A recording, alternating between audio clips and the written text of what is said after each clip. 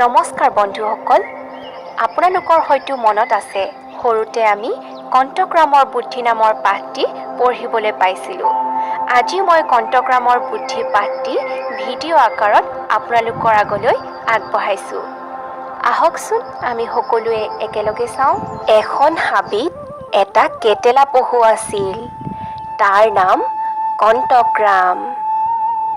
এবাৰ তাৰ মাক আৰু দেউতাকৰ বৰ অসুখ হ'ল। তেওঁলোকে তাক ফল মূল আনি দিব নোৱাৰা হ'ল। কণ্টগ্ৰামে ভোকত বৰ কষ্ট পাবলৈ ধৰিলে। সেয়েহে মাকে তাক ক'লে, বোপাই ঐ, তই খাবলৈ নাপাই একেবাৰে শুকাই খিনাই গৈছ। হাবিৰ সিটো মূৰে এজোপা নাচপতি গছ আছে। তাৰে দুটামান নাচপতি খাই আহগৈ যা। তাকে শুনি কণ্টগ্ৰামে ক'লে, আই, মই বাৰু যাম, কিন্তু তোমালোকে কি খাবা?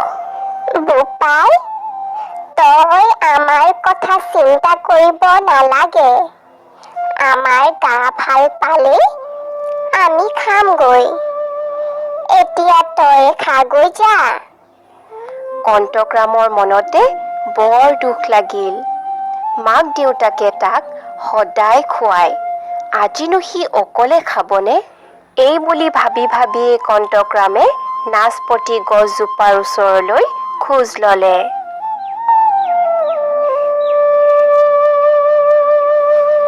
আৰু অলপ পাছতে কণ্টগ্ৰাম গৈ নাচপতিৰ গছৰ তল পালেগৈ। সি দেখিলে ওপৰৰ ডালত পকা পকা বহুত নাচপতি। তলতো কেইবাটাও নাচপতি পৰি আছে।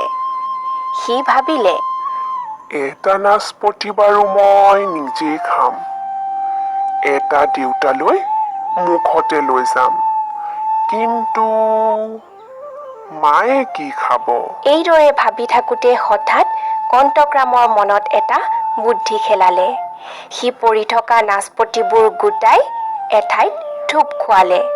তাৰ পাছত তাৰ কাঁইটবোৰ থিয়কৈ ল'লে।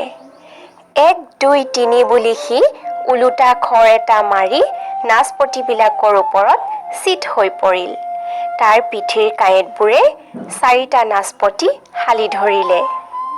পিঠিত নাচপতিবোৰ লৈ কেকু জেকুকৈ সি ঘৰলৈ যাবলৈ ধৰিলে।